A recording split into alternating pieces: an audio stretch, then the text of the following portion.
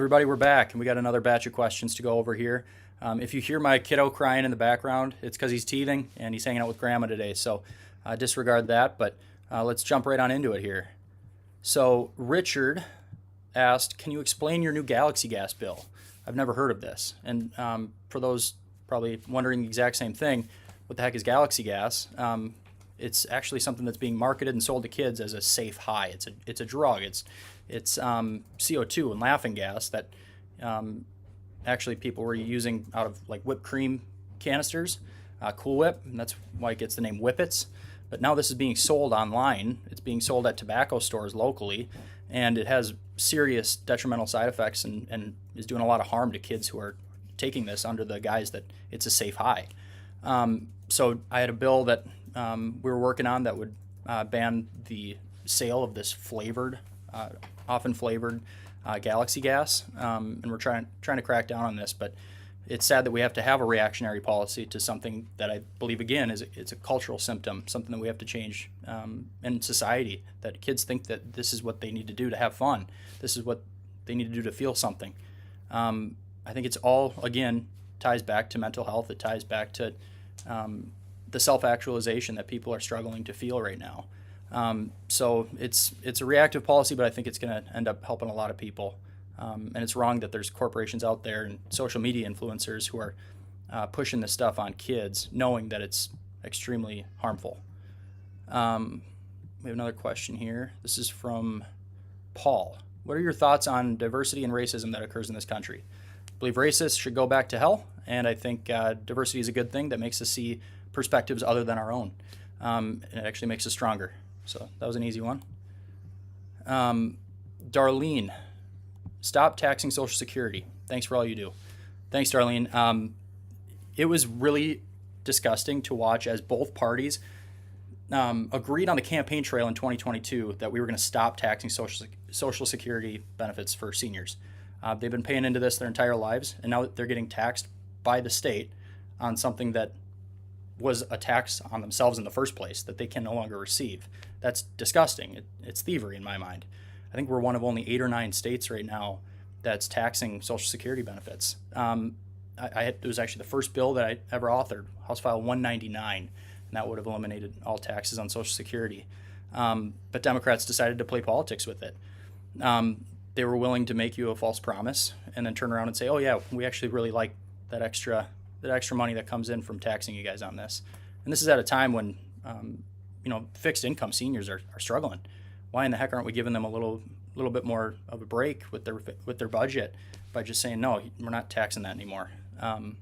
We'll get that done in a Republican House majority. Democrats proved that they would not. All right. We have an anonymous question. What will you do to slow government spending? How will you vote on tax cuts or increases? So in 2023 and 2024, Democrats raised state spending by 40%. This is during the exact same time when 68% of Minnesotans are living paycheck to paycheck. The left loves to decry greedy corporations without noticing that the largest greedy corporation is the state, and it has a monopoly on violence. For some reason, they can't come to terms with the fact that they are the greedy corporation that they so claim to hate. It's time that we start tightening the belt of state government. And you know what's also really disgusting is they'll tell you that those taxes are going towards these super compassionate programs. It's funding helping starving children. It's helping with autism research, autism centers that are propping up in the cities. It's going towards Medicaid. It's going towards helping people. Why would you be against that? And then you find out that all of the fraud and corruption that occurs in our state government is occurring in those compassionate, seemingly, programs. They're using compassion as a guise for their corruption to enrich and benefit themselves. And at the same time, you have politicians who are giving themselves a 33% retroactive pay increase like they did in 2023. That was a Democrat big priority to pay themselves more. And then they said inflation is the reason why we need a pay increase. So they can just absolve themselves of the same issues that everyday Minnesotans have to pay the consequences for from those same politicians and their bad policies that led to the inflation in the first place. So right now we have a self-serving government. We need to knock that off. We need to give people the ability to actually afford life again, and stop trying to increase the size and just wealth of the state government. Allow people to grow their own savings accounts instead. So I actually proposed the Family Focused Tax Relief Act in 2023, and those were two bills that would eliminate sales taxes that are collected on infant care items, whether it's cribs, bassinets, strollers, everything like that. And I thought it would help growing families.